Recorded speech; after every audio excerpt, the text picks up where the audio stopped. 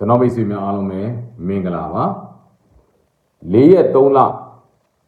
2026ကနေပြီးတော့10ရက်3လ2026ခုနှစ်ပေါ့နော်အဲ့တော့ဘရူသားသမီးတွေအတွက်တပတ်စာဟောစရာဖြစ်ပါတယ်ဘရူသားသမီးတွေကဒီကာလာထဲမှာပြဿနာတွေတစ်ခုပြီးတစ်ခုဖြေရှင်းရတတ်ပါတယ်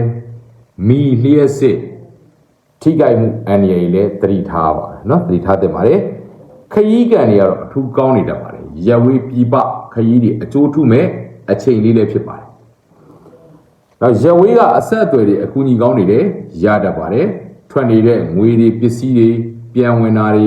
ကွဲကွာနေသူတွေနဲ့ပြန်ဆောင်ရတာမျိုးတွေကြုံရတတ်ပါတယ်အိမ်ယာရုအလုပ်နေရာကိစ္စတွေအောင်မြင်မှုတွေကြုံတွေ့နိုင်ပါတယ်နော်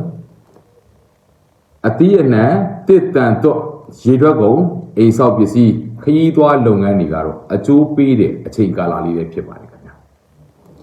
မြေအမွေဖုံးပညာရေးကိစ္စတွေမတင်မကျဖြစ်ပြီးမှအောင်မြင်ပါလိမ့်မယ်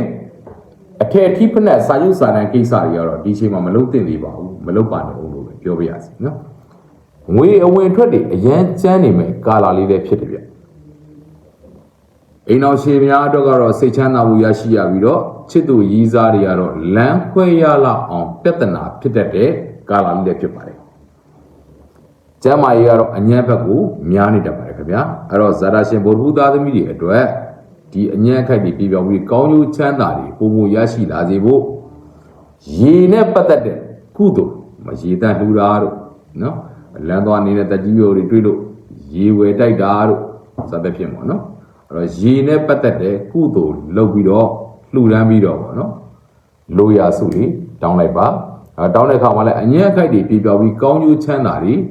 အမြန်ဆုံးရရှိလာပါစေလို့ဆုတောင်းလိုက်ပါခင်ဗျာ